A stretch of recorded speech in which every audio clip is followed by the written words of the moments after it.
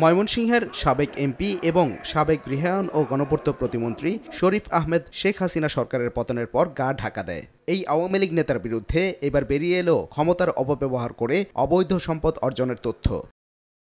বৃহস্পতিবার ব্রিফিংয়ে দুদক মহাপরিচালক জানান, ক্ষমতায় থাকাকালীন ৩,৮৩,০০,০০০ টাকার অবৈধ সম্পদ অর্জন এবং ৪২ কোটি টাকার অস্বাভাবিক লেনদেনের অভিযোগ রয়েছে সাবেক এই প্রতিমন্ত্রীর বিরুদ্ধে। শরীফ আহমেদ, প্রাক্তন সংসদ সদস্য, ময়মনসিংহ ২ ও সাবেক প্রতিমন্ত্রী, গৃহায়ন ও গণপূর্ত মন্ত্রণালয়, ঢাকা, ক্ষমতার অপব্যবহার করার মাধ্যমে অসাধু উপায়ে অর্জিত ৩,৮৩,৫০,০০০ টাকারও বেশি মূল্যের সম্পদ অর্জন, অস্বাভাবিক লেনদেন করার মাধ্যমে অবৈধভাবে অর্জিত অর্থ স্থানান্তর, রূপান্তর এবং হস্তান্তর করার অপরাধে সংশ্লিষ্ট ধারায় আজ একটি মামলা রুজু হয়েছে। প্রতিমন্ত্রী থাকাকালীন তার স্ত্রী সহ শ্বশুর শাশুড়ি এমনকি ২ শ্যালকের নামে অবৈধ সম্পদের তথ্য পেয়েছে দুদক। এদিকে গাজীপুরে একের পর এক রিসোর্ট ও বাগানবাড়ির সন্ধান মিলেছে শেখ রেহানা পরিবারের সদস্যদের নামে। টিউলিপ টেরিটরি সহ শেখ রেহানা পরিবারের ৪টি বাংলো বাড়ি সহ এসব সম্পদের বৈধতা খুঁজে দেখতে অনুসন্ধান শুরু করেছে দুদক।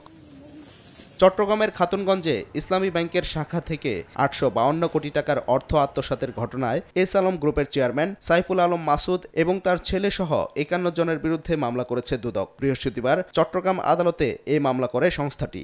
সাদিকুর রহমান, সময় সংবাদ, ঢাকা।